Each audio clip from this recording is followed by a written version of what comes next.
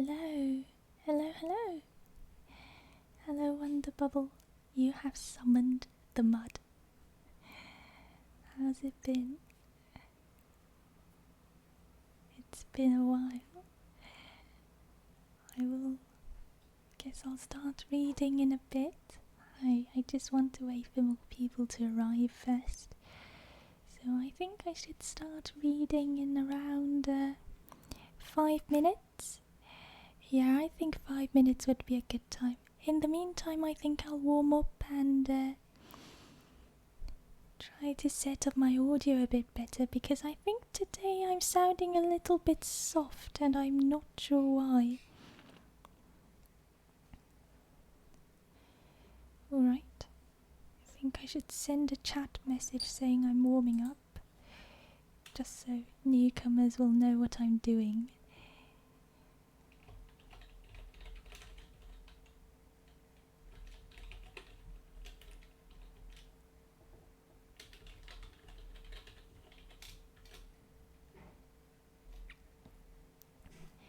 Yeah, it is a bit quiet, isn't it?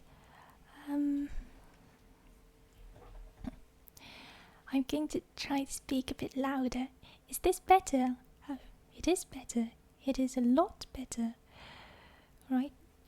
Just now the audio was in the greens, now it's in the yellows. Oh, never mind, it's back in the greens again.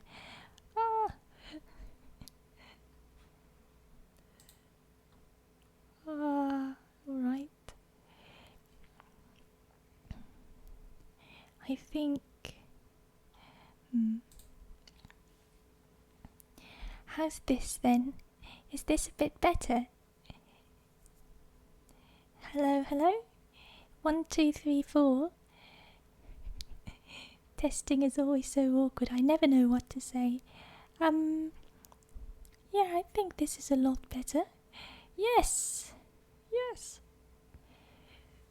Great to hear. Alright. I guess I can talk a bit about what I've been up to, even though I have been posting on Twitter about it. So in the past month I've been working on robots for a competition, and it's been really hectic and really time consuming.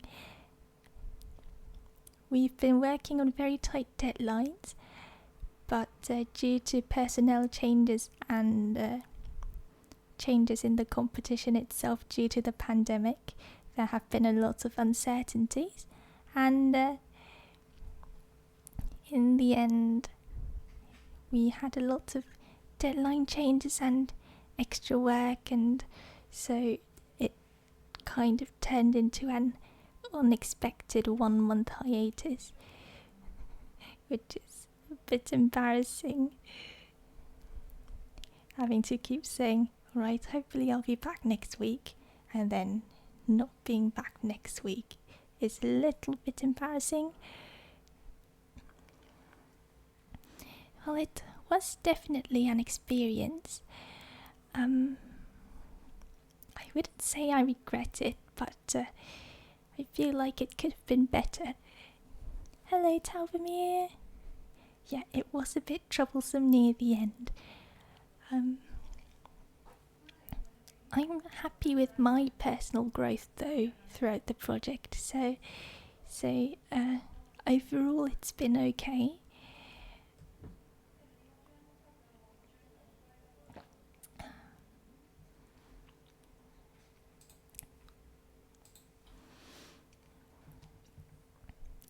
So anyway, I hope you guys have been up to interesting things.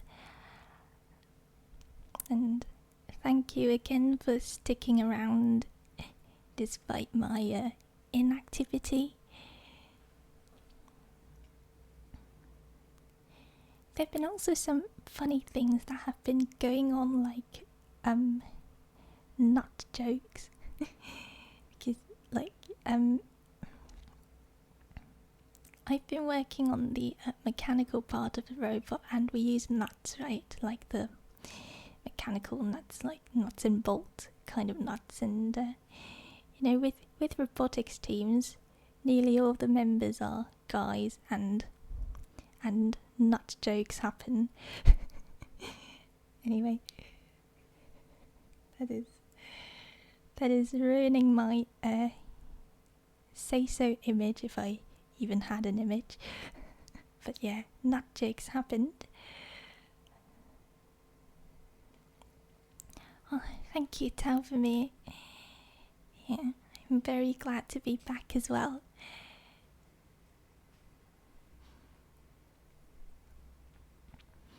So, I am pretty much nearly done with my responsibilities in the robotics competition. So, I will be spending more time on streaming, at least weekly like usual, hopefully. And I will also want to work on some other personal projects, because I've been spending so much time on robotics. I feel like I've been neglecting some of my other interests and hobbies. So I think I'll be doing that as well.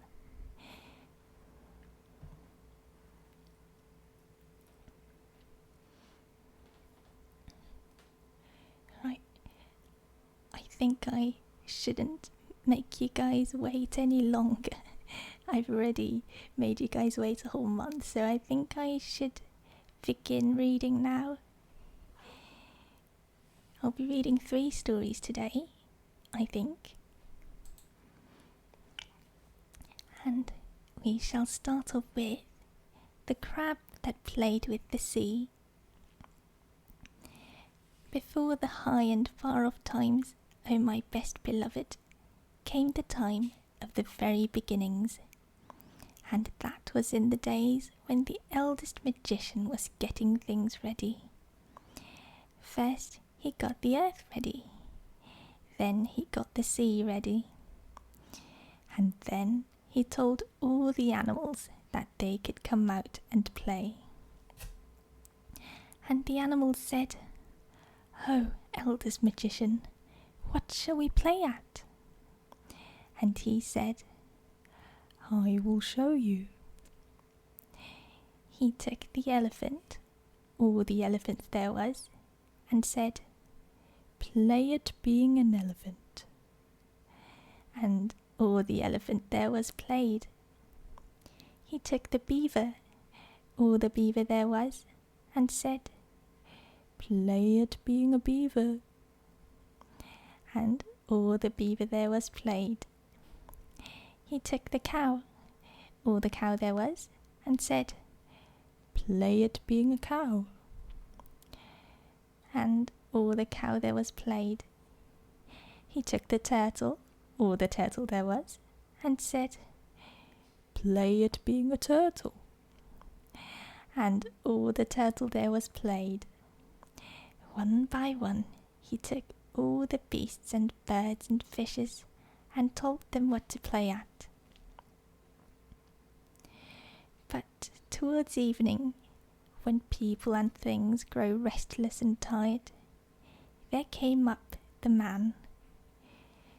Yes, with his own best beloved little girl daughter sitting upon his shoulder, and he said, "What is this play, eldest magician?" And the eldest magician said, "Oh, son of Adam, this is the play of the very beginning. But you are too wise for this play." And the man saluted and said, "Yes, I am too wise for this play. But see that you make all the animals obedient to me." Now, while the two were talking together, Powama the crab, who was next in the game, scuttled off sideways and stepped into the sea, saying to himself, "I will play my play alone in the deep waters, and I will never be obedient to this son of Adam." Nobody saw him go away except the little girl daughter, where she leaned on the man's shoulder. And the play went on till there were no more animals left without orders.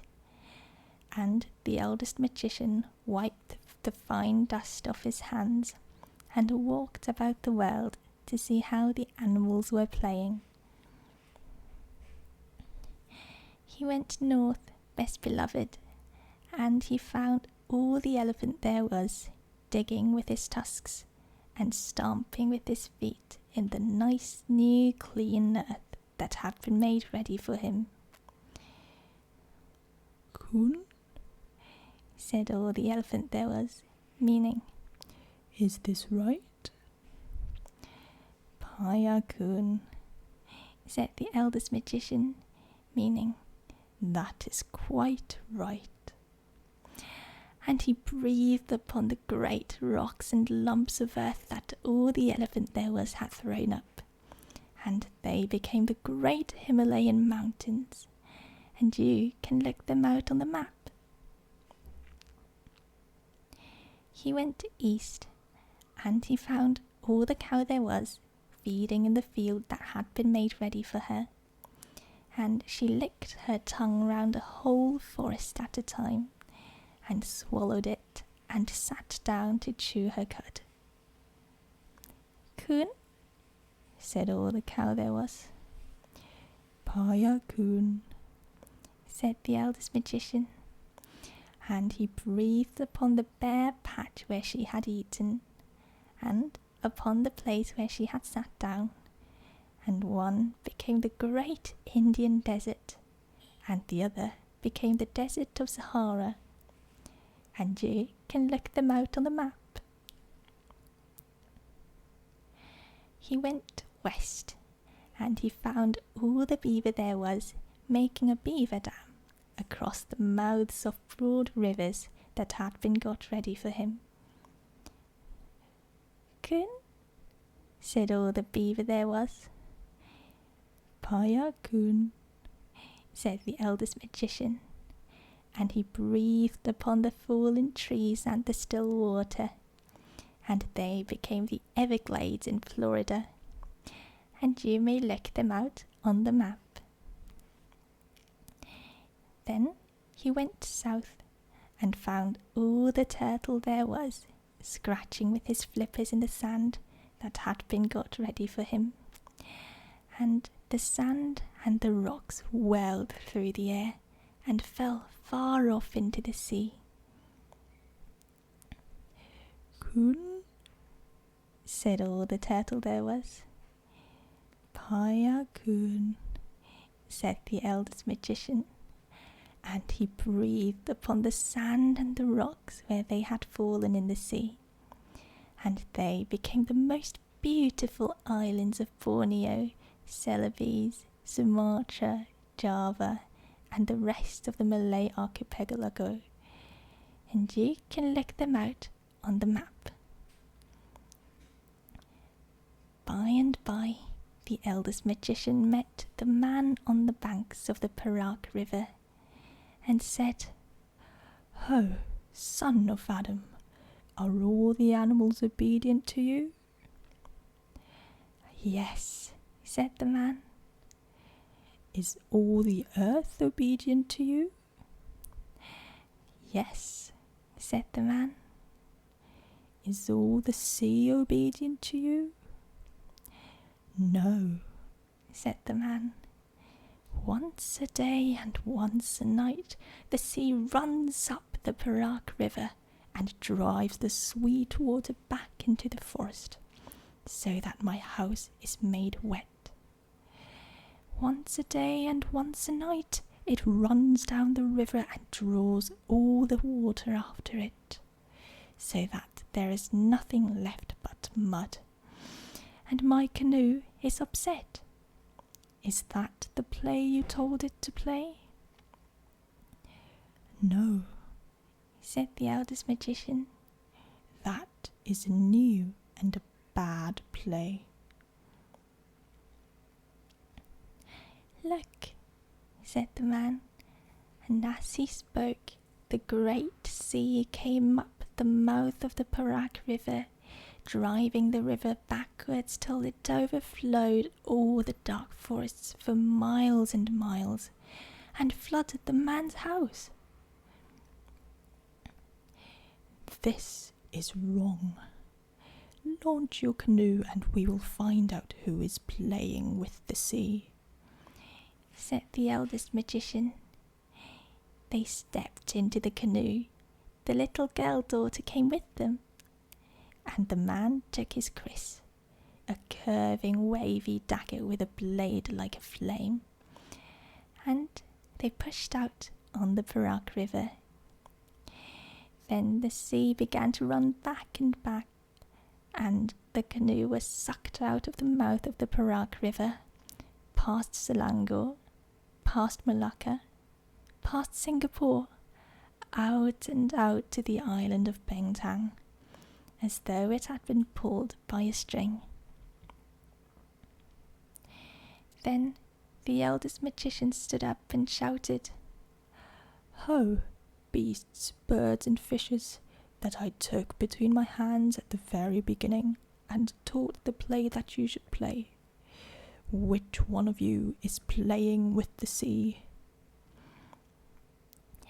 Then all the beasts, birds and fishes said together, "Eldest magician, we play the plays that you taught us to play, we and our children's children, but not one of us plays with the sea."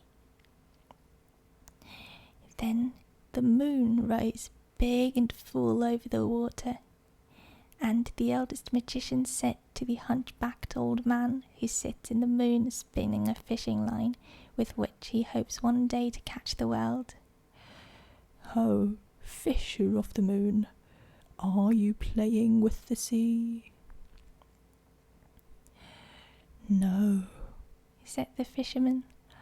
"I am spinning a line with which I shall someday catch the world, but I do not play with the sea." And he went on spinning his line. Now, there was also a rat up in the moon who always bites the old fisherman's line as fast as it is made, and the eldest magician said to him, "Ho, rat of the moon, are you playing with the sea?" And the rat said, "I am too busy biting through the line that this old fisherman is spinning. I do not play with the sea." And he went on biting the line. Then the little girl daughter put up her little soft brown arms with the beautiful white shell bracelets and said, "Oh, eldest magician, when my father here talked to you at the very beginning, and I leaned upon his shoulder while the beasts were being taught their plays, one beast went away naughtily into the sea before you had taught him his play." And the eldest magician said, "How wise are little children who see and are silent. What was the beast like?" And the girl daughter said, "He was round and he was flat, and his eyes grew upon stalks, and he walked sideways like this, and he was covered with strong armour upon his back." And the eldest magician said, "How wise are little children who speak truth. Now I know where Pau Ama went. Give me the paddle." So he took the paddle, but there was no need to paddle, for the water flowed steadily past all the islands till they came to the place called Pusat Tasek, the heart of the sea, where the great hollow is that leads down to the heart of the world, and in that hollow grows the wonderful tree, Pau Jangi, that bears the magic twin nuts. Then the eldest magician slid his arm up to the shoulder through the deep warm water, and under the roots of the wonderful tree he touched the broad back of Pau Ama the crab.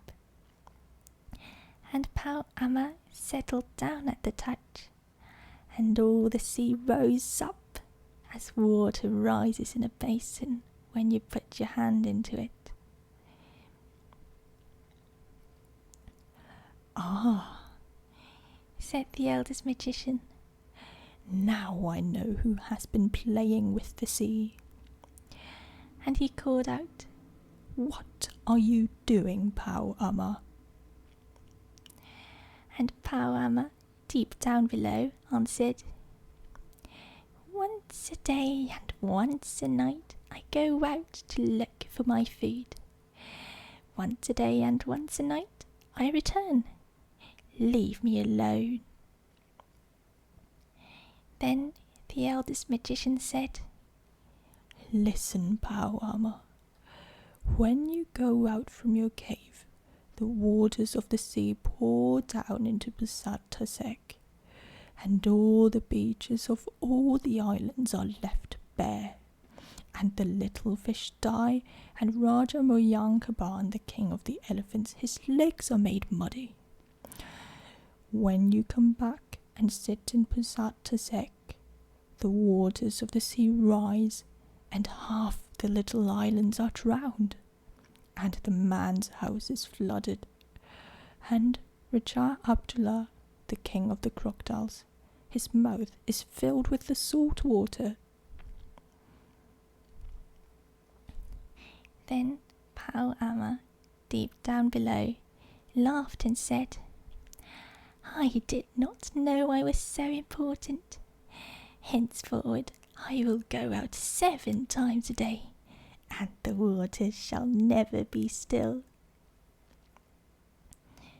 And the eldest magician said, "I cannot make you play the play you were meant to play, Pau Ama, because you escaped me at the very beginning. But if you are not afraid, come up and we will talk about it." "I am not afraid," said Pau Ama, and he rose to the top of the sea in the moonlight. There was nobody in the world so big as Pau Ama, for he was the king crab of all crabs. Not a common crab, but a king crab. One side of his great shell touched the beach at Sarawak, the other touched the beach at Pahang, and he was taller than the smoke of 3 volcanoes.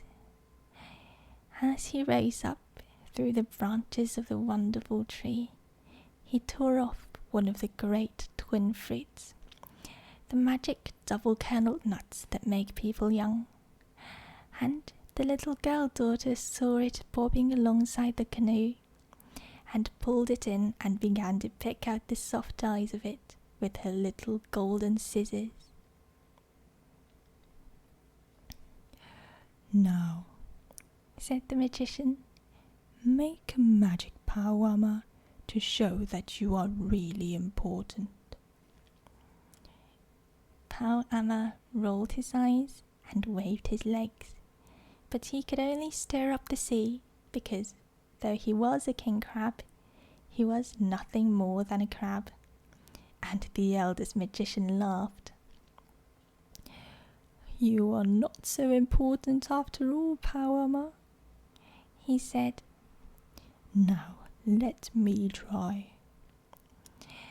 And he made a magic with his left hand, with just the little finger of his left hand, and, lo and behold, best beloved, Pau Ama's hard blue-green-black shell fell off him as the husk falls off a coconut, and Pau Ama was left all soft, soft as the little crabs that you sometimes find on the beach, best beloved.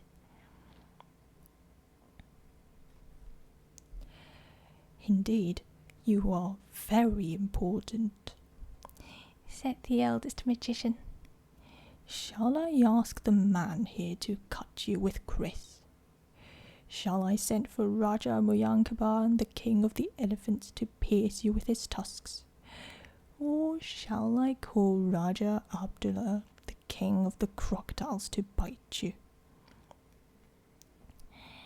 And Pawama said, "I am ashamed. Give me back my hard shell and let me go back to Pasatisek, and I will only stir out once a day and once a night to get my food." And the eldest magician said, "No, Pawama, I will not give back your shell, for you will grow bigger and prouder and stronger, and perhaps you will forget your promise, and you will play with the sea once more." Then Pawama said, "What shall I do? I am so big that I can only hide in Pasatisek, and if I go anywhere else, as soft as I am now, the sharks and the dogfish will eat me. And if I go to Pasatisek, all soft as I am now, though I may be safe, I can never stir out to get my food, and so I shall die." Then he waved his legs and lamented. "Listen, Pawama," said the eldest magician. "I cannot make you play the play you were meant to play, because you escaped me at the very beginning. But if you choose, I can make every stone and every hole and every bunch of weed in all the seas a safe Pasatisek for you and your children for always." Then Pawama said, "That is good, but I do not choose yet. Look, there is that man who talked to you at the very beginning. If he had not taken up your attention, I should not have grown tired of waiting and run away, and all this would never have happened. What will he do for me?" And the man said, "If you choose, I will make a magic, so that both the deep water and the dry ground will be a home for you and your children, so that you shall be able to hide both on land and in the sea." And Pawama said, "I do not choose yet. Look, there is that girl who saw me running away at the very beginning. If she had spoken then, the eldest magician would have called me back, and all this would never have happened. What will she do for me?" And the little girl daughter said, "This is a good nut that I am eating, but if you choose, I will make a magic, and I will give you this pair of scissors, very sharp and strong, so that you and your children can eat coconuts like this all day long when you come up from the sea to the land. Or you can dig a Pasatisek for yourself with the scissors that belong to you when there is no stone or hole nearby. And when the earth is too hard, by the help of these same scissors, you can run up a tree." And Pawama said, "I do not choose yet, for all soft as I am, these gifts would not help me. Give me back my shell, O eldest magician, and then I will play your play."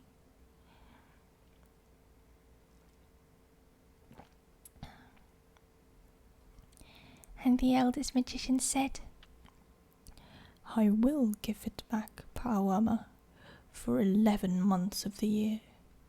But on the 12th month of every year, it shall grow soft again to remind you and all your children that I can make magics, and to keep you humble, Pawama. For I see that if you can run both under the water and on land, you will grow too bold. And if you can climb trees and crack nuts cut and dig holes with your scissors. You will grow too greedy, Powama. Then Powama thought a little and said, I have made my choice. I will take all the gifts. Then the eldest magician made a magic with the right hand, with all 5 fingers of his right hand, and lo and behold, best beloved, Powama grew smaller and smaller and smaller, till at last there was only a little green crab swimming in the water alongside the canoe, crying in a very small voice, Give me the scissors! And the girl daughter picked him up on the palm of her little brown hand, and sat him in the bottom of the canoe, and gave him her scissors, and he waved them in his little arms, and opened them, and shut them, and snapped them, and said, I can eat nuts, I can crack shells, I can dig holes, I can climb trees, I can breathe in the dry air, and I can find a safe Pizzata under every stone. I did not know I was so important. Kun, is this right? Paya Kun, said the eldest magician, and he laughed and gave him his blessing. And little Powama scuttled over the side of the canoe into the water, and he was so tiny that he could have hidden under the shadow of a dry leaf on land, or of a dead shell at the bottom of the sea. Was that well done? Said the eldest magician. Yes, said the man.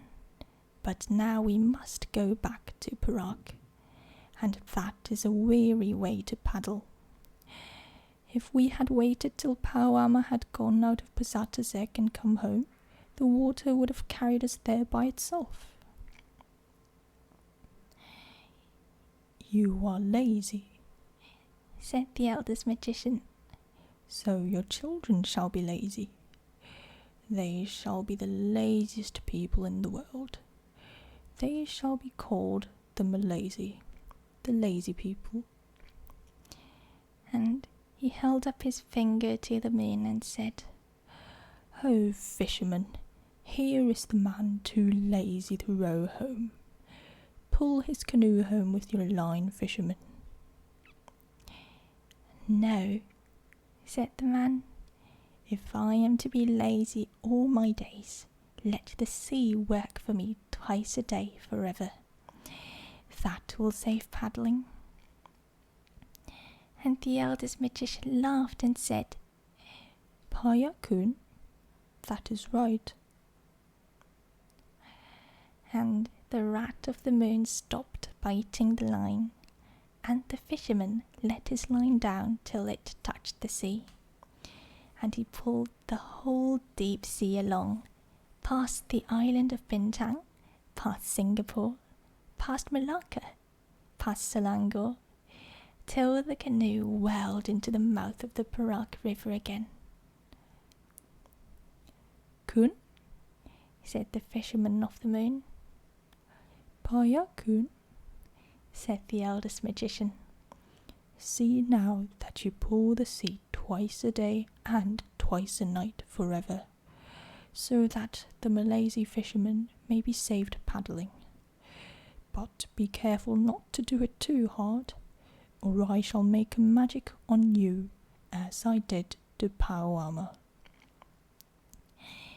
Then they all went up the Perak River and went to bed, best beloved. Now, listen and attend. From that day to this, the moon has always pulled the sea up and down and made what we call the tides. Sometimes the fisher of the sea pulls a little too hard, and then we get spring tides. And sometimes he pulls a little too softly, and then we get what are called neap tides. But nearly always he is careful because of the eldest magician. And Pauama, you can see when you go to the beach how all Pauama's babies make little pussatus eggs for themselves under every stone and bunch of weed on the sands. You can see them waving their little scissors, and in some parts of the world they truly live on the dry land and run up the palm trees and eat coconuts, exactly as the girl daughter promised. But once a year, all Pauamas must shake off their hard armour and be soft, to remind them of what the eldest magician could do. And so it isn't fair to kill or hunt Pauama's babies just because old Pauama was very stupidly rude a long time ago. Oh yes, and Pauama's babies hate being taken out of their little pussatus eggs and brought home in pickle bottles. That is why they nip you with their scissors, and it serves you right.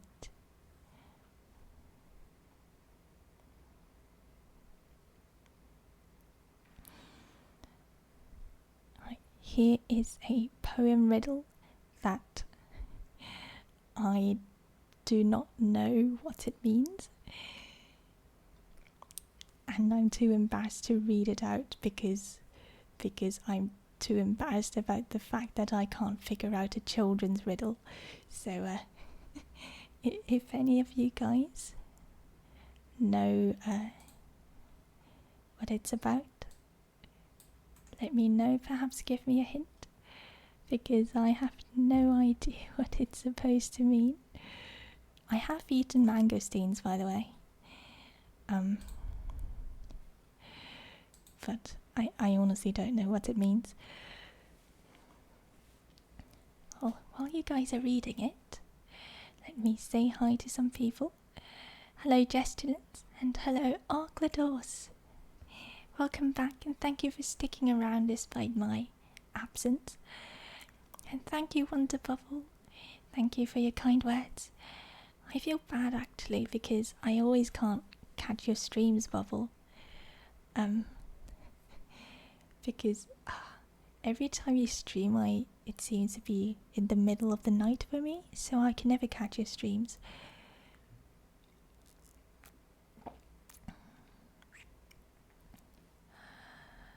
I'm going to have a bit of a water break.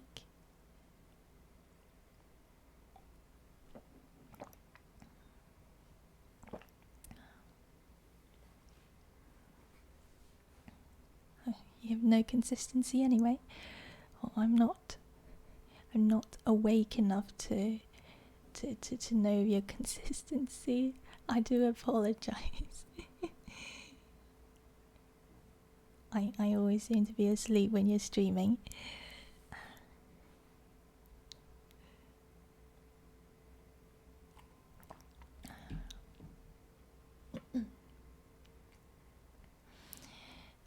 Also, thank you, Arklados. I also think I am the turn in the wind tree of all time, just because I seem to be the only one that can speak, as far as I'm aware, which gives me the unique advantage of being able to slander all the other turn in the wind trees.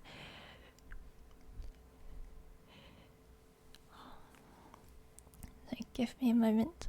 I'm sweating a lot because it is very hot and I cannot turn on the aircon because my aircon is too loud, so I'm just gonna take off my shirt real quick.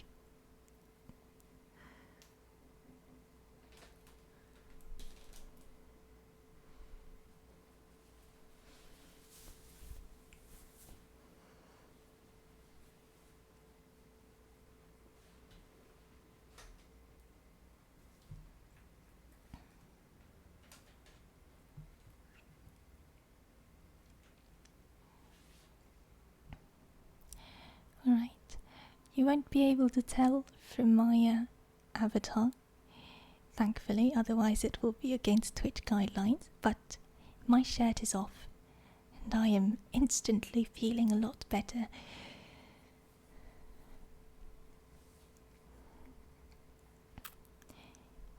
You know, it is a shame that girls have to, you know, wear, like, cover their tops while guys don't have to, because sometimes it's just very hot tonight. Envy the men in my family being able to take off their shirts while I have to suffer in the heat.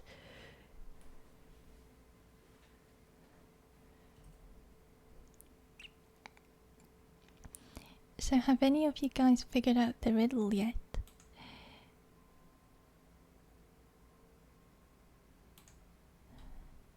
Because I still have no idea. I tried googling it as well before the stream so that I won't seem like a bloody idiot who can't even solve children's riddles, but I couldn't really find the answer on Google either.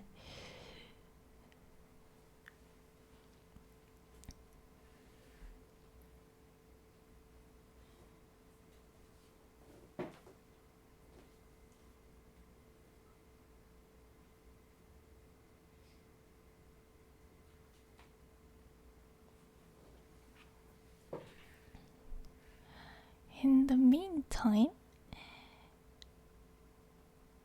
I want to talk about the next short story that I'm about to read. Your brain doesn't compute right now. My brain never computes. Funny you should say that because my brain never computes. Anyway, I want to talk a bit about the next story, The Cat That Walks by Himself, because this story and The Elephant's Child were the two stories that introduced me to this book, introduced me to the Just So stories, because when I was a little kid, I had a collection of short stories about animals, because I really liked animals when I was a kid, and I still do. And in that collection of short stories, there were these two, The Cat That Walked by Himself and The Elephant's Child, both from the Just So Stories collection. And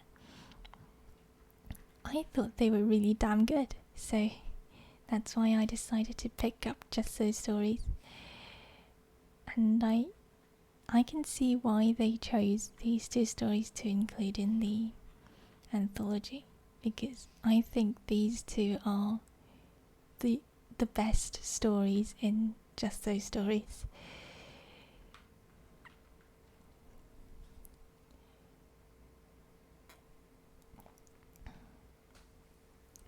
I guess I will read it now, so you guys can form your own opinion on how good this story is. I personally think it's very good and very cute.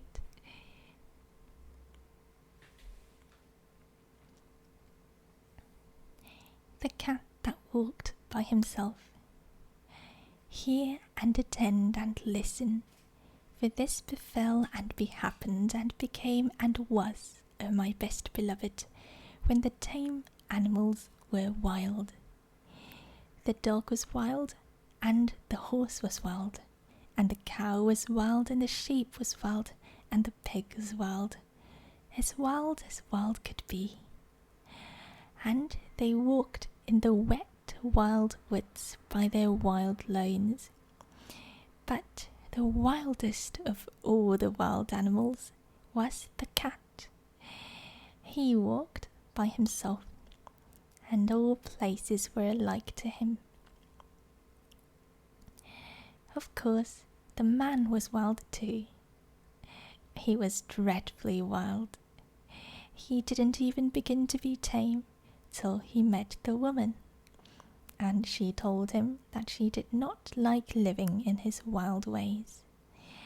She picked out a nice dry cave instead of a heap of wet leaves to lie down in, and she strewed clean sand on the floor, and she lit a nice fire of wood at the back of the cave, and she hung a dried wild horse skin, tail down, across the opening of the cave, and she said, "Wipe your feet, dear."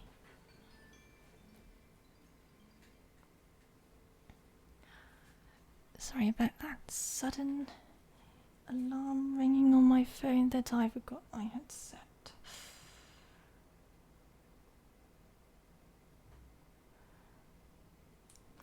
Terribly sorry about that. Thought I was safe after muting my phone, apparently not. Anyway. And she hung a dried wild horse skin, tail down, across the opening of the cave, and she said, "Wipe your feet, dear, when you come in, and now we'll keep house." That night, best beloved, they ate wild sheep roasted on the hot stones, and flavoured with wild garlic and wild pepper, and wild duck stuffed with wild rice and wild fenugreek and wild coriander, and marrow bones of wild oxen, and wild cherries and wild grenadillas. Then the man went to sleep in front of the fire, ever so happy. But the woman sat up, combing her hair. She took the bone of the shoulder of the mutton, the big fat blade bone, and she looked at the wonderful marks on it. And she threw more wood on the fire, and she made a magic. She made the first singing magic in the world. Out in the wet wild woods, all the wild animals gathered together where they could see the light of the fire a long way off, and they wondered what it meant. Then Wild Horse stamped with his wild foot and said, "Oh, my friends, and oh, my enemies, why have the man and the woman made that great light in that great cave? And what harm will it do us?"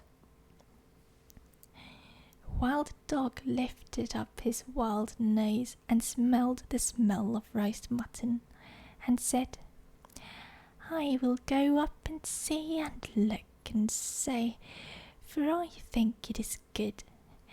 Cat, come with me." "Nenny," said the cat, "I am the cat who walks by himself, and all places are alike to me. I will not come." "Then we can never be friends again," said the wild dog, and he trotted off to the cave. But when he had gone a little way, the cat said to himself, "All places are alike to me. Why should I not go to, and see and look and come away at my own liking?" So he slipped after Wild Dog softly, very softly, and hid himself where he could hear everything.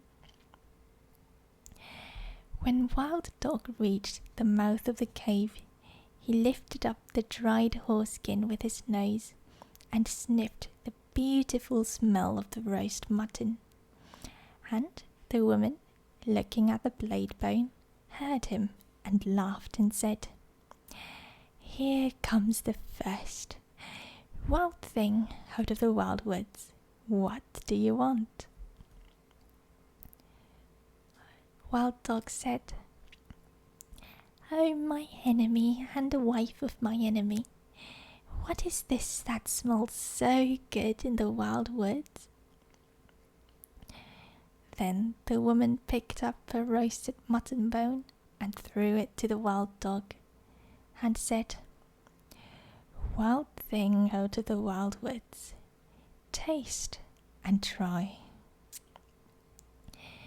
Wild Dog gnawed on the bone, and it was more delicious than anything he had ever tasted, and he said, Oh, my enemy and wife of my enemy, give me another. The woman said, Wild thing out of the wild woods, help my man to hunt through the day and guard this cave at night, and I will give you as many roast bones as you need. Ah, said the cat, listening. This is a very wise woman, but she is not so wise as I am. Wild Dog crawled into the cave and laid his head on the woman's lap and said, Oh, my friend and wife of my friend, I will help your man to hunt through the day, and at night I will guard your cave. Ah, said the cat, listening, that is a very foolish dog. And he went back through the wet wild woods, waving his wild tail and walking by his wild lone. But he never told anybody. When the man woke up, he said, What is Wild Dog doing here? And the woman said, His name is not Wild Dog anymore, but the first friend, because he will be our friend for always and always and always. Take him with you when you go hunting. Next night, the woman cut great green armfuls of fresh grass from the water meadows and dried it before the fire, so that it smelt like new mown hay. And she sat at the mouth of the cave and plaited a halter out of horsehide. And she looked at the shoulder of mutton bone, at the big broad blade bone, and she made a magic. She made the second singing magic in the world.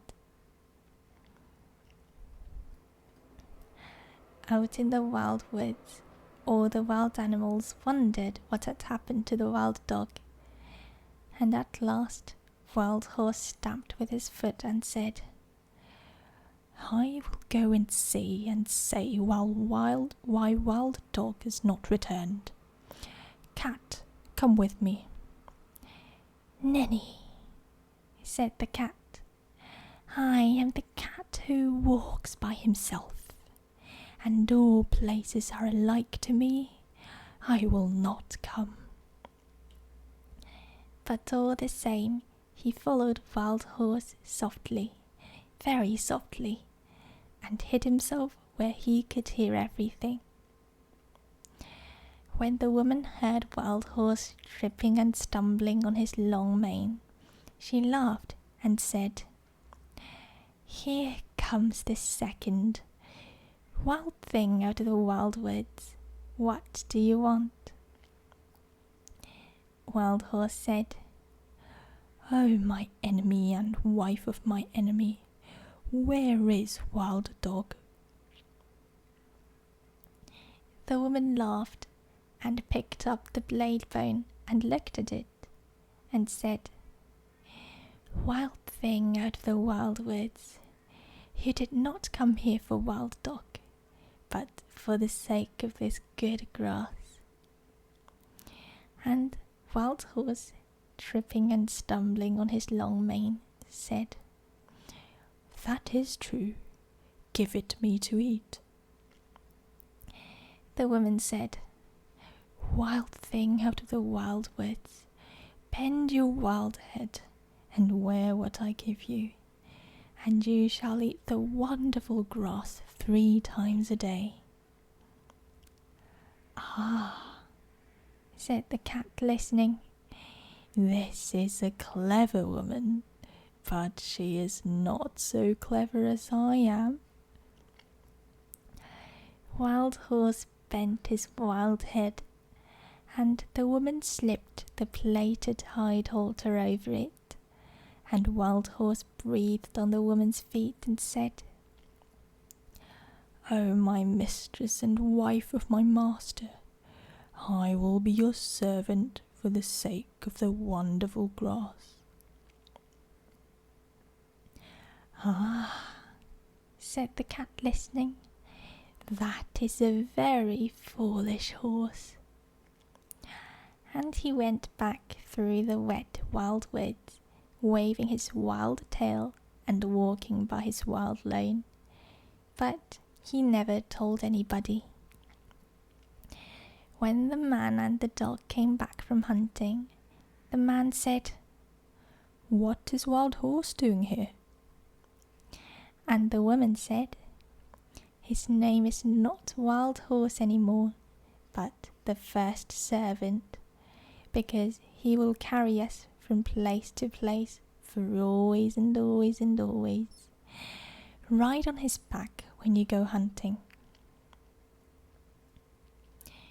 Next day, holding her wild head high, that her wild horns should not catch in the wild trees, a wild cow came up to the cave, and the cat followed and hid himself just the same as before, and everything happened just the same as before, and the cat said the same things as before. And when Wild Cow had promised to give her milk to the woman every day in exchange for the wonderful grass, the cat went back through the wet wild woods, waving his wild tail and walking by his wild lane, just the same as before. But he never told anybody. And when the man and the horse and the dog came home from hunting and asked the same questions as before, the woman said, "Her name is not Wild Cow anymore, but the giver of good food. She will give us the warm white milk for always and always and always, and I will take care of her while you and the first friend and the first servant go hunting." Next day, the cat waited to see if any other wild thing would go up to the cave, but no one moved in the wet wild woods. So the cat walked there by himself, and he saw the woman milking the cow, and he saw the light of the fire in the cave, and he smelt the smell of the warm white milk. Cat said, "Oh, my enemy and wife of my enemy, where did Wild Cow go?" The woman laughed and said, "Wild thing out of the wild woods, go back to the woods again, for I have braided up my hair, and I have put away the magic blade bone, and we have no more need of either friends or servants in our cave." Cat said, "I am not a friend, and I am not a servant. I am the cat who walks by himself, and I wish to come into your cave." Woman said, "Then why did you not come with the first friend on the first night?" Cat grew very angry and said, "Has Wild Dog told tales of me?" Then the woman laughed and said, "You are the cat who walks by himself, and all places are alike to you. You are neither a friend nor a servant. You have said it yourself. Go away and walk by yourself in all places alike." Then Cat pretended to be sorry and said, "Must I never come into the cave? Must I never sit by the warm fire? Must I never drink the warm white milk? You are very wise and very beautiful. You should not be cruel even to a cat." The woman said, "I knew I was wise, but I did not know I was beautiful. So I will make a bargain with you.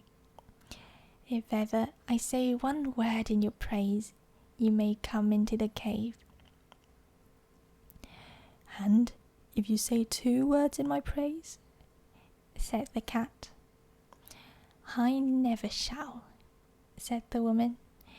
But if I say 2 words in your praise, you may sit by the fire in the cave. And if you say 3 words, said the cat. I never shall, said the woman. But if I say 3 words in your praise, you may drink the warm white milk 3 times a day, for always and always and always.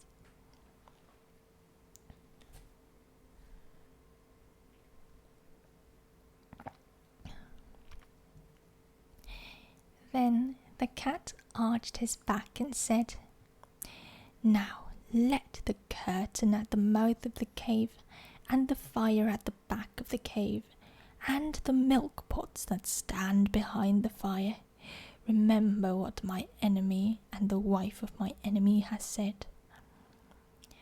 And he went away through the wet wild woods, waving his wild tail and walking by his wild lone. That night, when the man and the horse and the dog came home from hunting, the woman did not tell them of the bargain that she had made with the cat, because she was afraid that they may not like it. Cat went far and far away, and hid himself in the wet wild woods by his wild lone for a long time, till the woman forgot all about him. Only the bat, the little upside-down bat that hung inside the cave, knew where Cat hid. And every evening, Bat would fly to Cat with news of what was happening. One evening, Bat said, There is a baby in the cave.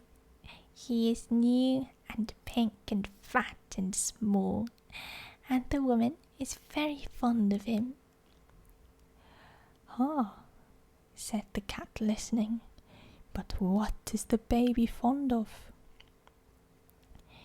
He is fond of things that are soft and tickle, said the bat.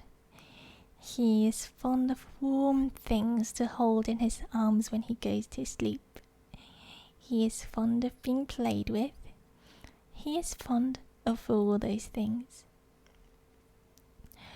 Ah, said the cat, listening. Then my time has come. Next night, Cat walked through the wet wild woods and hid very near the cave till morning time. And man and dog and horse went hunting. The woman was busy cooking that morning, and the baby cried and interrupted. So she carried him outside the cave and gave him a handful of pebbles to play with. But still the baby cried. Then the cat put out his paddy paw and patted the baby on the cheek, and it cooed. And the cat rubbed against its fat knees and tickled it under its fat chin with his tail. And the baby laughed, and the woman heard him and smiled. Then the bat, the little upside-down bat that hung in the mouth of the cave, said, Oh, my hostess and wife of my host, and mother of my host's son, a wild thing from the wild woods is most beautifully playing with your baby. A blessing on that wild thing, whoever he may be, said the woman, straightening her back. For I was a busy woman this morning, and he has done me a service. That very minute and second, best beloved, the dried horseskin curtain that was stretched tail down at the mouth of the cave fell down, whoosh, because it remembered the bargain she had made with the cat, and when the woman went to pick it up, lo and behold, the cat was sitting quite comfy inside the cave.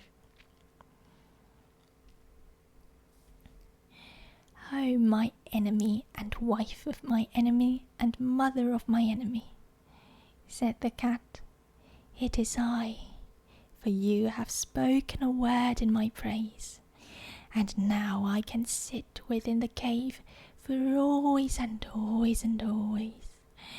But still I am the cat who walks by himself, and all places are alike to me." The woman was very angry, and shut her lips tight, and took up her spinning wheel and began to spin. But the baby cried because the cat had gone away, and the woman could not touch it, for it struggled and kicked, and it grew black in the face. "Oh, my enemy and wife of my enemy and mother of my enemy," said the cat, "take a strand of the wire that you are spinning and tie it to your spinning wheel and drag it along the floor, and I will show you a magic that shall make your baby laugh as loudly as he is now crying." "I will do so," said the woman, "because I am at my wit's end. But I will not thank you for it." She tied the thread to the little clay spindle wheel and drew it across the floor, and the cat ran after it and patted it with his paws, and rolled head over heels, and tossed it backward over his shoulder, and chased it between his hind legs and pretended to lose it, and pounced down upon it again, till the baby laughed as loudly as it had been crying, and scrambled after the cat and frolicked all over the cave till it grew tired and settled down to sleep with the cat in its arms. "Now," said the cat, "I will sing the baby a song that shall keep him asleep for an hour." And he began to purr, loud and low, low and loud, till the baby fell fast asleep. The woman smiled as she looked down upon the two of them and said, "That was wonderfully done. No question but you are very clever, O cat." That very minute and second, best beloved, the smoke of the fire at the back of the cave came down in clouds from the roof. Puff! Because it remembered the bargain she had made with the cat. And when it had cleared away, lo and behold, the cat was sitting quite comfy close to the fire. "Oh, my enemy and wife of my enemy and mother of my enemy," said the cat, "it is I, for you have spoken a second word in my praise, and now I can sit by the warm fire at the back of the cave for always and always and always. But still I am the cat who walks by himself, and all places are alike to me." Then the woman was very, very angry, and let down her hair and put more wood on the fire, and brought out the broad blade bone of the shoulder of mutton, and began to make a magic that should prevent her from saying a third word in praise of the cat. It was not a singing magic, best beloved. It was a still magic. And by, the cave grew so still that a little wee mouse crept out of a corner and ran across the floor. "Oh, my enemy and wife of my enemy and mother of my enemy," said the cat. "Is that little mouse part of your magic?" "Oh, gee, no indeed," said the woman, and she dropped the blade bone and jumped upon the footstool in front of the fire and braided up her hair very quick, for fear that the mouse should run up it. "Ah," said the cat, watching. "Then the mouse will do me no harm if I eat it?" "No," said the woman, braiding up her hair. "Eat it quickly, and I will ever be grateful to you." Cat made one jump and caught the little mouse, and the woman said, "100 thanks. Even the first friend is not quick enough to catch little mice as you have done. You must be very wise." That very moment and second, O best beloved, the milk pot that stood by the fire cracked in 2 pieces, because it remembered the bargain she had made with the cat. And when the woman jumped down from the footstool, lo and behold, the cat was lapping up the warm white milk that lay in one of the broken pieces. "Oh, my enemy, and wife of my enemy, and mother of my enemy," said the cat, "it is I, for you have spoken 3 words in my praise, and now I can drink the warm white milk 3 times a day, for always and always and always. But still, I am the cat who walks by himself, and all places are alike to me." Then the woman laughed and set the cat a bowl of the warm white milk and said, "Oh, cat, you are as clever as a man, but remember that your bargain was not made with the man or the dog, and I do not know what they will do when they come home." "What is that to me?" said the cat. "If I have my place in the cave by the fire, and my warm white milk 3 times a day, I do not care what the man or the dog can do." That evening, when the man and the dog came into the cave, the woman told them all the story of the bargain, while the cat sat by the fire and smiled. Then the man said, "Yes, but he has not made a bargain with me, or with all proper men after me." Then he took off his 2 leather boots, and he took up his little stone axe, that makes 3, and he fetched a piece of wood and a hatchet, that is 5 altogether, and he set them out in a row, and he said, "Now we will make our bargain. If you do not catch mice when you are in the cave for always and always and always, I will throw these 5 things at you whenever I see you, and so shall all proper men do after me."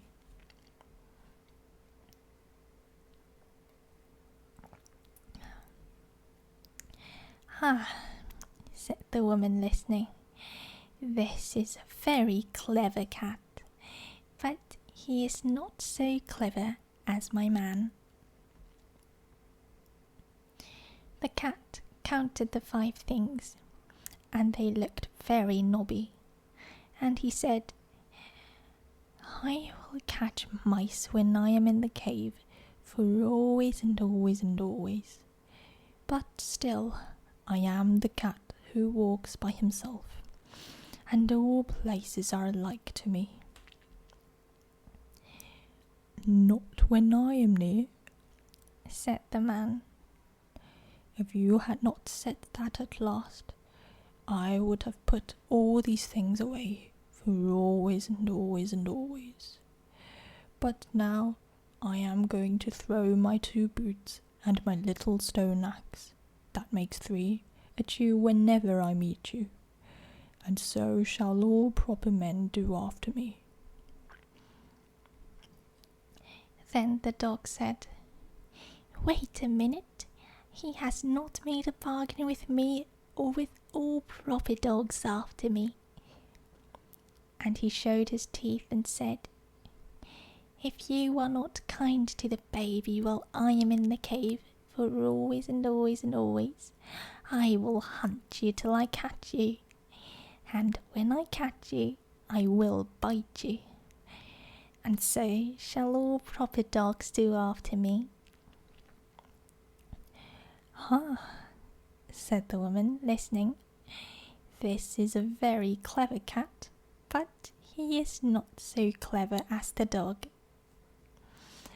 Cat counted the dog's teeth, and they looked very pointed, and he said, "I will be kind to the baby while I am in the cave, as long as he does not pull my tail too hard, for always and always and always. But still, I am the cat that walks by himself, and all places are alike to me." "Not when I am near," said the dog. "If you had not said that last, I would have shut my mouth for always and always and always. But now I am going to hunt you up a tree whenever I meet you, and so shall all proper dogs do after me." Then the man threw his 2 boots and his little stone axe, that makes 3, at the cat, and the cat ran out of the cave, and the dog chased him up a tree. And from that day to this, best beloved, 3 proper men out of 5 will always throw things at a cat whenever they meet him, and all proper dogs will chase him up a tree. But the cat keeps his side of the bargain too. He will kill mice, and he will be kind to babies when he's in the house, just as long as they do not pull his tail too hard. But when he has done that, and between times, and when the moon gets up and night comes, he is the cat that walks by himself, and all places are alike to him. Then he goes out to the wet wild woods, or up the wet wild trees, or on the wet wild roofs, waving his wild tail and walking by his wild lane.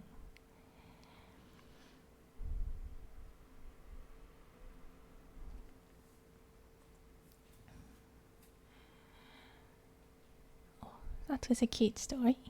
I'm just going to grab some water real quick because my throat is hurting a lot. I will be right back.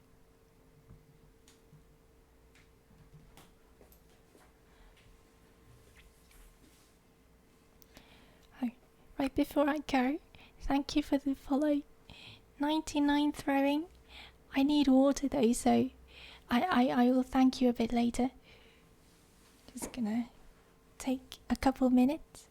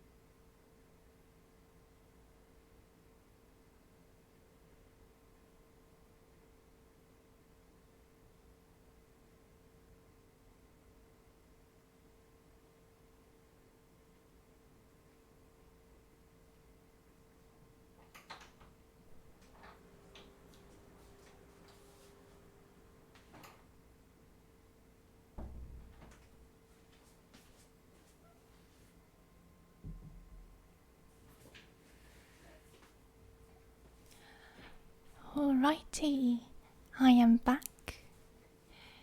Anyway, as I was saying, thank you for the follow, 99.3. Hope you're having a comfy time, and welcome to the family, I guess.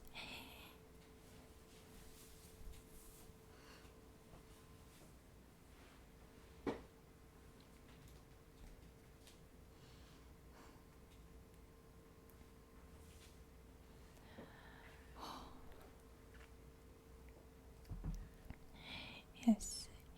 Good for you, Wonder Bubble. Good for you. Keep yourselves hydrated, guys, especially in summer. Unless you're in the southern hemisphere, because it's really hot. And I have heard of like heat waves in Europe and such. So hope you're all keeping yourselves cool. Staying cool, hopefully.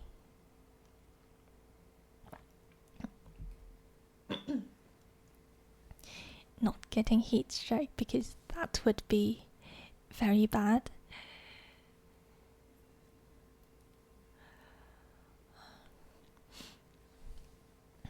Oh.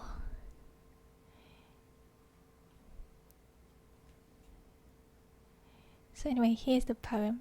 I can't be bothered to read it out. but I will show it here.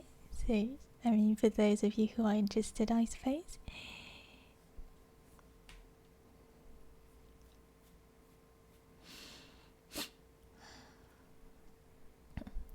Speaking of cats, I used to play with the stray cats at my local park when I was little. Some of them were really nice and really cute, and I'd buy cat food for them from the supermarket, and I'd take them to the park to feed the cats.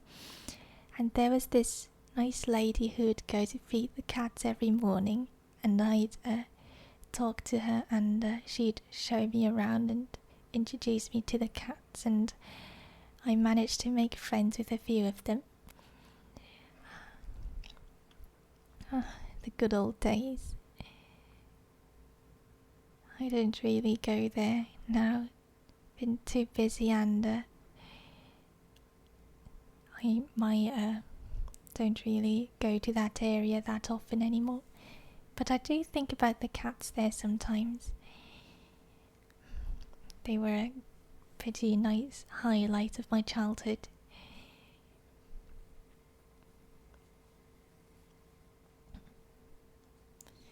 I think a few years ago I went back to the park, and I met the lady that feeds the cats there every morning, and I asked her about how the cats have been doing, and she said one of the cats, and that cat was my favourite cat in my local park, my favourite stray cat.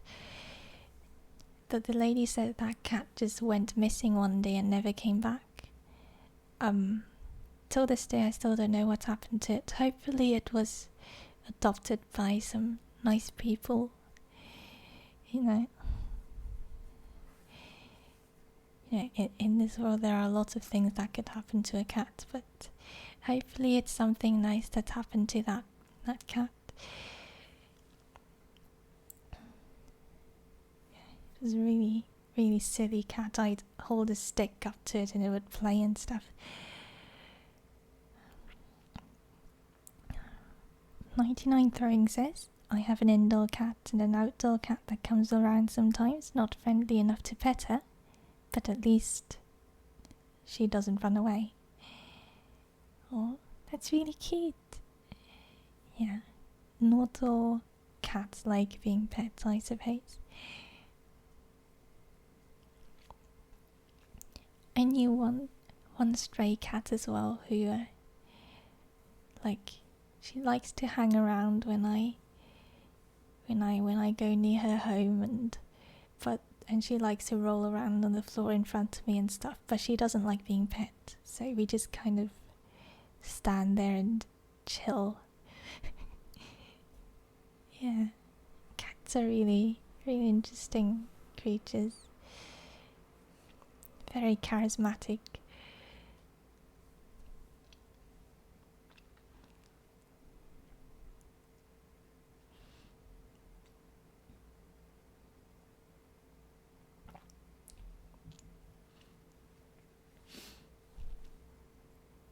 I wonder if you guys are more of a cat person or a dog person, because I can't really decide for myself.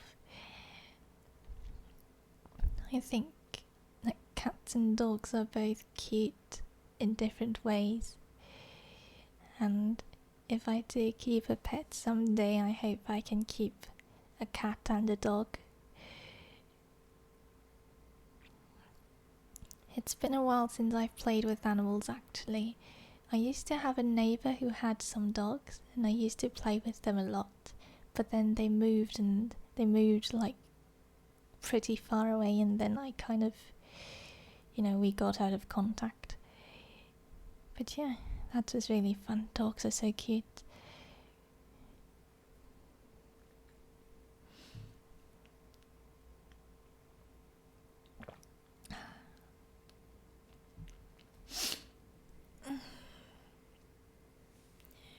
Doing a little stretch.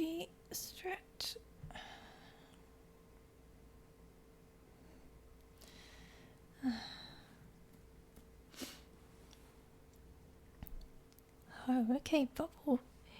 I mean, I can absolutely understand. I think when I was little, I was more of a dog person as well. But now I think I'm kind of a bit of both. Dogs have masters, cats have staff, yes. Very true.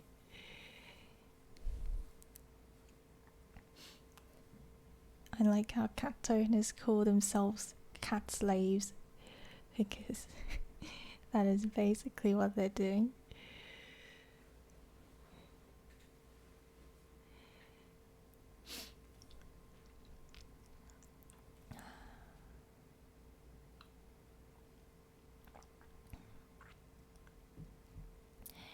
Alright, I think it's about time for me to move on to the next story. This is a bit of a strange one. The butterfly that stamped. This, oh my best beloved, is a story, a new and a wonderful story. A story quite different from the other stories. A story about the most wise sovereign Suleiman bin Daud, Solomon, the son of David. There are 355 stories about Suleiman bin Daud, but this is not one of them. It is not the story of the lapwing who found the water, or the hoopoe who shaded Suleiman bin Daud from the heat. It is not the story of the glass pavement, or the ruby with the cricket hole, or the gold bars of Balkis. It is the story of the butterfly that stamped. Now attend all over again and listen. Suleiman bin Daud was wise. He understood what the beasts said, what the birds said, what the fishes said, and what the insects said. He understood what the rocks said deep under the earth when they bowed in towards each other and groaned. And he understood what the trees said when they rustled in the middle of the morning. He understood everything, from the bishop on the bench to the hyssop on the wall. And Balkis, his head queen, the most beautiful Queen Balkis, was nearly as wise as he was. Suleiman bin Daud was strong. Upon the third finger of his right hand he wore a ring. When he turned it once, Afrits and jinns came out of the earth to do whatever he told them. When he turned it twice, fairies came down from the sky to do whatever he told them. And when he turned it 3 times, the very great angel Lasrael of the sword came dressed as a water carrier, and told him the news of the three worlds, above, below, and here. And yet Suleiman bin Daoud was not proud. He very seldom showed off, and when he did, he was sorry for it.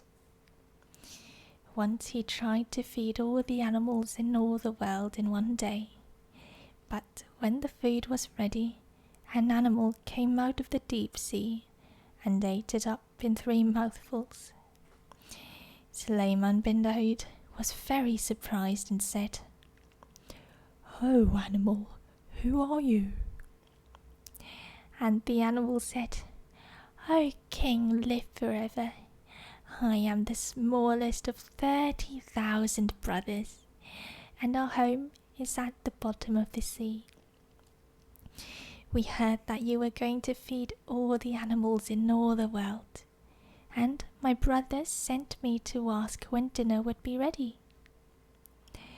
Suleiman bin Daoud was more surprised than ever and said, "Oh, animal, you have eaten all the dinner that I made ready for all the animals in the world."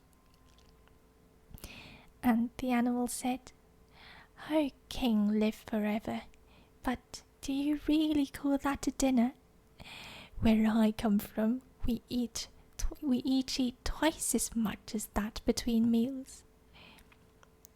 Then Suleiman bin Daoud fell flat on his face and said, "Oh, animal, I gave that dinner to show what a great and rich king I was, and not because I really wanted to be kind to the animals.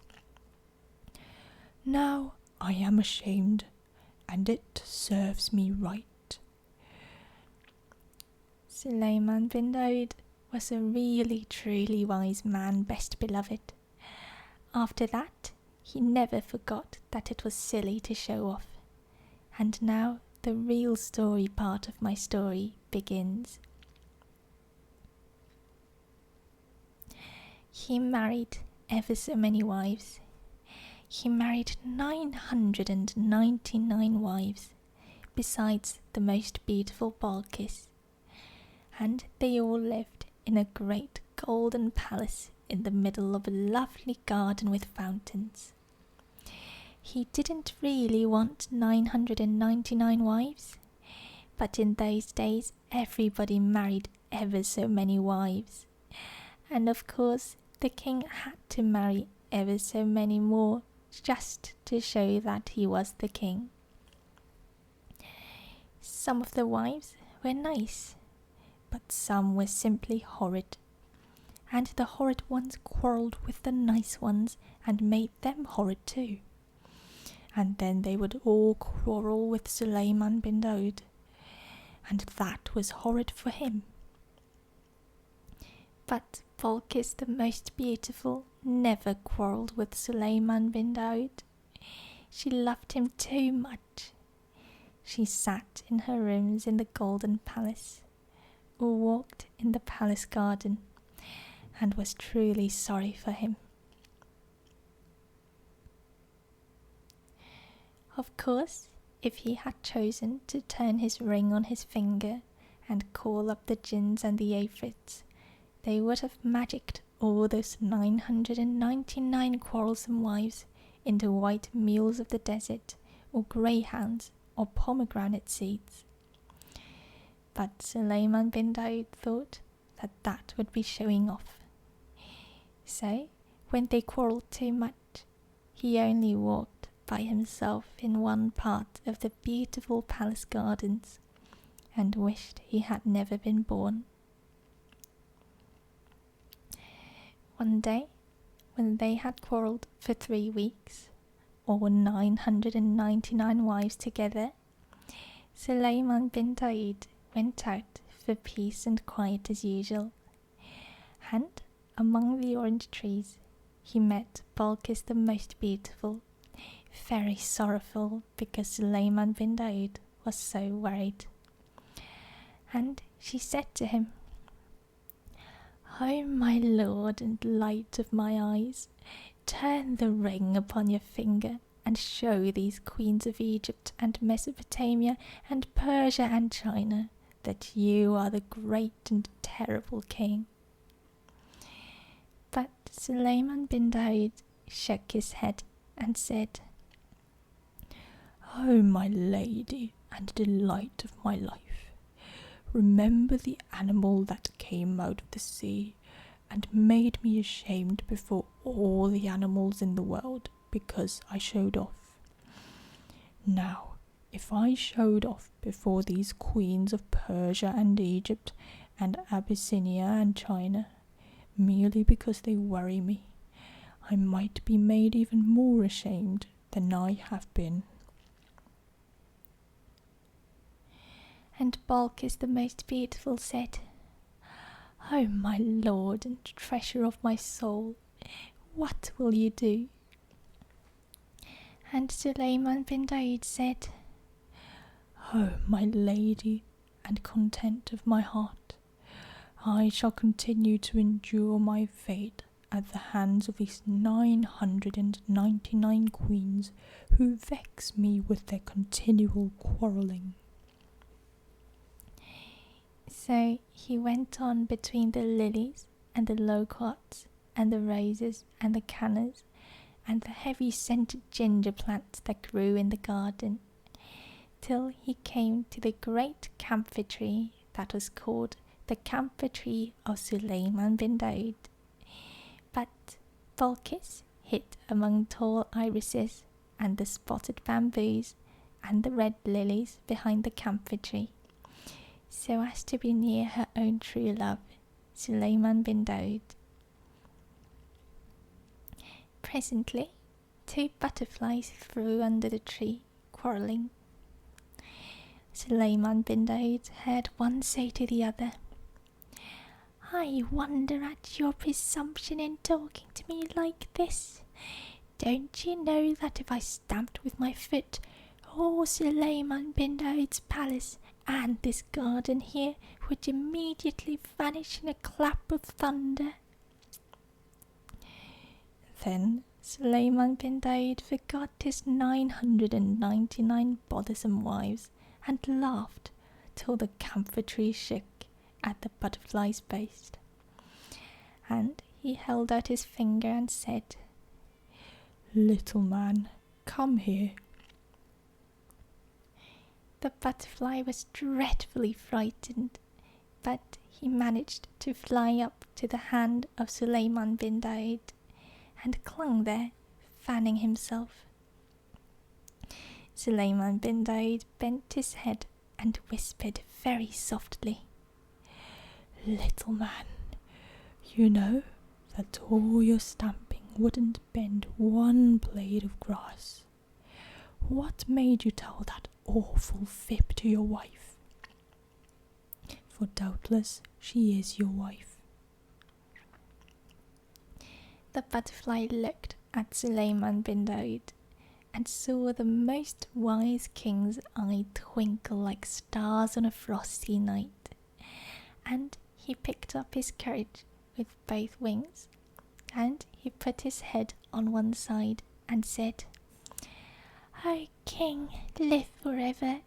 She is my wife, and you know what wives are like." Suleiman bin Daud smiled in his beard and said, "Yes, I know, little brother." "One must keep them in order somehow," said the butterfly. "And she has been quarrelling with me all the morning. I said that to quiet her." And Suleiman bin Daud said, "May it quiet her. Go back to your wife, little brother, and let me hear what you say." Back flew the butterfly to his wife, who was all of a twitter behind a leaf, and she said, "He heard you. Suleiman bin Daud himself heard you." "Heard me?" said the butterfly. "Of course he did. I meant him to heard me." "And what did he say?" Oh, what did he say? Well, said the butterfly, fanning himself most importantly. Between you and me, my dear, of course I don't blame him, because his palace must have cost a great deal and the oranges are just ripening. He asked me not to stamp, and I promised I wouldn't. Gracious, said his wife, and sat quite quiet. But Suleiman bin Daoud laughed till the tears ran down his face at the impudence of the bad little butterfly. Balkis, the most beautiful, stood up behind the tree among the red lilies and smiled to herself, for she had heard all this talk. She thought, if I am wise, I can yet save my lord from the persecutions of these quarrelsome queens. And she held out her finger and whispered softly to the butterfly's wife, Little woman, come here. Up flew the butterfly's wife, very frightened, and clung to Balkis's white hand. Balkis bent her beautiful head down and whispered, Little woman, do you believe what your husband has just said? The butterfly's wife looked at Balkis and saw the most beautiful queen's eyes shining like deep pools with starlight on them, and she picked up her courage with both wings and said, Oh, queen, be lovely forever. You know what men folk are like. And the Queen Balkis, the wise Balkis of Sheba, put her hand to her lips to hide a smile and said, Little sister, I know. They get angry, said the butterfly's wife, fanning herself quickly, over nothing at all. But we must humour them, O Queen. They never mean half they say. If it pleases my husband to believe that I believe he can make Suleiman bin Daoud's palace disappear by stamping his foot, I'm sure I don't care. He'll forget all about it tomorrow. Little sister, said Balkis, you are quite right. But next time he begins to boast, take him at his word. Ask him to stamp, and see what will happen. We know what men folk are like, don't we? He'll be very much ashamed. Away flew the butterfly's wife to her husband, and in 5 minutes they were quarrelling worse than ever. Remember, said the butterfly, remember what I can do if I stamp my foot. I don't believe you one little bit, said the butterfly's wife. I should very much like to see it done. Suppose you stamp now. I promised Suleiman bin Daoud that I wouldn't, said the butterfly, and I don't want to break my promise.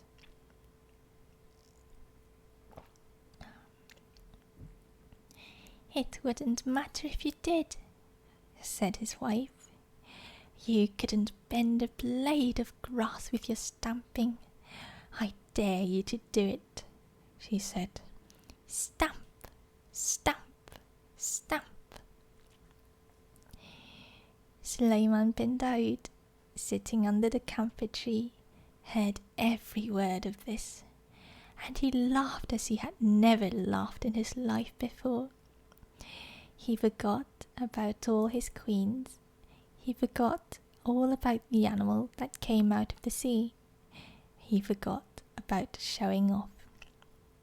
He just laughed with joy, and Balkis, on the other side of the tree, smiled because her own true love was so joyful. Presently, the butterfly, very hot and puffy, came whirling back under the shadow of the camphor tree and said to Suleiman, "She wants me to stamp. She wants to see what will happen, O Suleiman bin Daoud. You know I can't do it, and now she'll never believe a word I say. She'll laugh at me to the end of my days." "No, little brother," said Suleiman bin Daoud. "she will never laugh at you again." And he turned the ring on his finger just for the little butterfly's sake, not for the sake of showing off. And lo and behold, 4 huge jinns came out of the earth. "Slaves," said Suleiman bin Daoud. "When this gentleman on my finger," that was where the impudent butterfly was sitting, "stamps his left front forefoot, you will make my palace and these gardens disappear in a clap of thunder. When he stamps again, you will bring them back carefully. Now, little brother," he said, "go back to your wife and stamp all you've a mind to." Away flew the butterfly to his wife, who was crying, "I dare you to do it! I dare you to do it! Stamp! Stamp now!" Balkis saw the 4 vast jinns stoop down to the 4 corners of the garden with the palace in the middle, and she clapped her hands softly and said, "At last Suleiman bin Daoud will do for the sake of a butterfly what he ought to have done long ago for his own sake, and the quarrelsome queens will be frightened." The butterfly stamped. The jinns jerked the palace and the gardens 1,000 miles into the air. There was a most awful thunderclap, and everything grew inky black. The butterfly's wife fluttered about in the dark, crying, "Oh, I'll be good. I'm so sorry I spoke. Only bring the gardens back, my dear darling husband, and I'll never contradict again."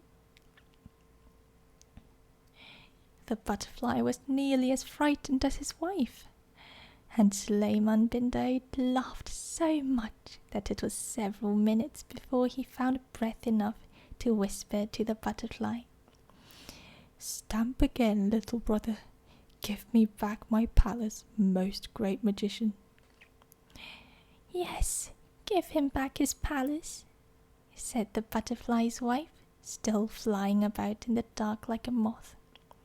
"Give him back his palace, and don't let's have any more horrid magic." "Well, my dear," said the butterfly as bravely as he could, "you see what your nagging has led to. Of course, it doesn't make any difference to me. I'm used to this kind of thing. But as a favour to you and to Suleiman bin Daoud, I don't mind putting things right." So he stamped once more, and that instant the jinns let down the palace and the gardens without even a bump. The sun shone on the dark green orange leaves. The fountains played among the pink Egyptian lilies. The birds went on singing, and the butterfly's wife lay on her side under the camphor tree, waggling her wings and panting, "Oh, I'll be good, I'll be good." Suleiman bin Daoud could hardly speak for laughing. He leaned back all weak and hiccupy, and shook his finger at the butterfly and said, "Oh, great wizard, what is the sense of returning to me my palace if at the same time you slay me with mirth?" Then came a terrible noise, for all the 999 queens ran out of the palace, shrieking and shouting and calling for their babies. They hurried down the great marble steps below the fountain, 100 abreast, and the most wise Balkis went stately forward to meet them and said, "What is your trouble, O queens?" They stood on the marble steps, 100 abreast, and shouted, "What is our trouble? We were living peacefully in our golden palace, as is our custom, when upon a sudden the palace disappeared, and we were left sitting in a thick and noisome darkness, and it thundered, and the jinns and afrits moved about in the darkness. That is our trouble, O head queen, and we are most extremely troubled on account of that trouble, for it was a troublesome trouble, unlike any trouble we have known." Then Balkis, the most beautiful queen, Suleiman bin Daud's very best beloved, queen that was of Sheba and Sable and the rivers of the gold of the south, from the desert of Zin to the towers of Zimbabwe, Balkis, almost as wise as the most wise Suleiman bin Daud himself, said, "It is nothing, O queens. A butterfly has made complaint against his wife because she quarrelled with him, and it has pleased our Lord Suleiman bin Daud to teach her a lesson in low speaking and humbleness, for that is counted a virtue among the wives of the butterflies." Then up and spoke an Egyptian queen, the daughter of a pharaoh, and she said, "Our palace cannot be plucked up by the roots like a leek for the sake of a little insect. No, Suleiman bin Daud must be dead, and what we heard and saw was the earth thundering and darkening at the news." Then Balkis beckoned that bold queen without looking at her, and said to her and the others, "Come and see." They came down the marble steps, 100 abreast, and beneath his camphor tree, still weak with laughing, they saw the most wise King Suleiman bin Daud rocking back and forth with a butterfly on either hand, and they heard him say, "O wife of my brother in the air, remember after this to please your husband in all things, lest he be provoked to stamp his foot yet again, for he has said that he is used to this magic, and he is most eminently a great magician, one who steals away the very palace of Suleiman bin Daud himself. Go in peace, little folk." And he kissed them on the wings, and they flew away. Then all the queens except Balkis, the most beautiful and splendid Balkis, who stood apart smiling, fell flat on their faces, for they said, "If these things are done when a butterfly is displeased with his wife, what shall be done to us who have vexed our king with our loud speaking and open quarrelling through many days?" Then they put their veils over their heads, and they put their hands over their mouths, and they tiptoed back to the palace most mousy quiet.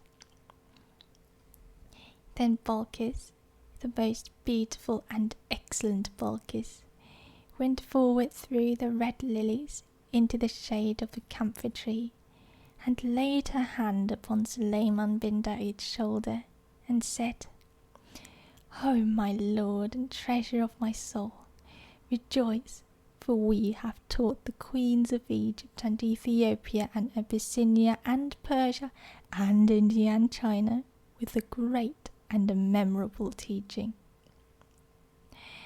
And Suleiman bin Daud still looking after the butterflies where they played in the sunlight, said, "Oh, my lady and jewel of my felicity, when did this happen? For I have been jesting with the butterfly ever since I came into the garden." And he told Volkis what he had done. Volkis, the tender and most lovely Volkis, said, "Oh, my lord and regent of my existence, I hid behind the camphor tree and saw it all. It was I who told the butterfly's wife to ask the butterfly to stamp, because I hoped that, for the sake of the jest, my lord would make some great magic, and that the queens would see it and be frightened." And she told him what the queens had said and seen and thought. Then Suleiman bin Daud rose up from his seat under the camphor tree, and stretched his arms and rejoiced and said, "Oh, my lady and sweetener of my days, know that if I had made a magic against my queens for the sake of pride or anger, as I made that feast for all the animals, I should certainly have been put to shame. But by means of your wisdom, I made the magic for the sake of a jest and for the sake of a little butterfly, and behold, it has also delivered me from the vexations of my vexatious wives. Tell me, therefore, O my lady and heart of my heart, how did you come to be so wise?"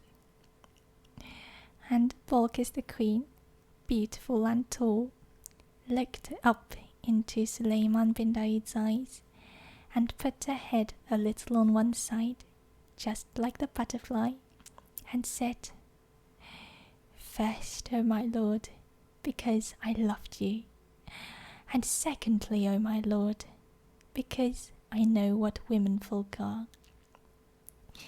Then they went up to the palace and lived happily ever afterwards. But wasn't it clever of Balkis?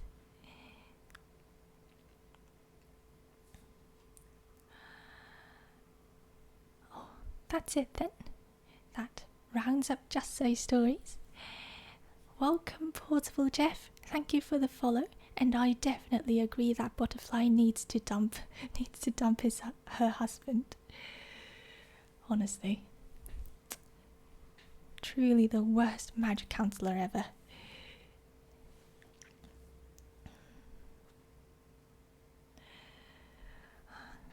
This story seems a bit out of place within the Just So Stories anthology. This sounds more like it belongs in the Arabian Nights than Just So Stories. Thank you too for listening, and thank you to Portable Jeff and 99 Throwing for the new follows. I really appreciate it, and I hope you guys stick around for future streams. Anyway, we have just finished all of the Just So Stories, and I haven't decided what to read next week, and I'm wondering if you guys have any suggestions. So the books or stories would have to be in the public domain, and that is pretty much it for requirements. Thank you, Jeff, for your information. I usually stream weekly at this time, which would be around 3 p.m. Japanese time for around 2 hours or so every Saturday. And I usually update my schedule on Twitter and my Discord server, whose links you can find in the About section on Twitch. Yes.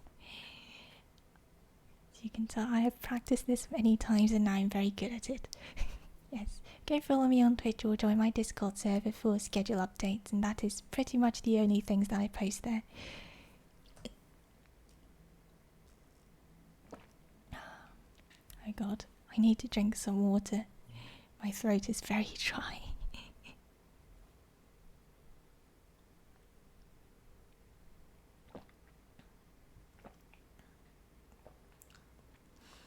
Thank you so much, Bubble. I'm very glad to hear that. This has been a great end to my week as well, because I'm very happy to be back after a month-long hiatus. Oh god, it's 4 AM. Wow. You better head to sleep then. I guess I shouldn't drag this on any longer. Do I have a link to the Discord? Yes, I do. Hang on. Oh, that's not right.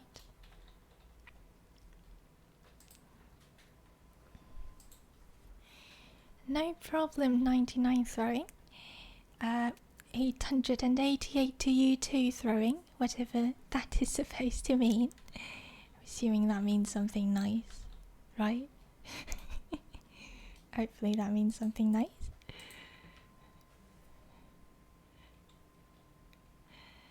Alright. This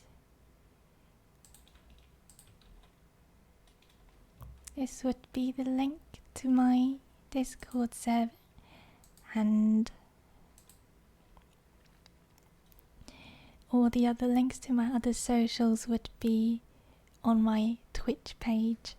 If you scroll down a bit, there should be a bunch of links. Anyway, thank you guys for coming. I won't drag on any longer. I'm sure you guys have stuff to attend to, or perhaps sleep in the case of Jeff. So yeah, see you guys soon, and thank you for coming. Bye bye.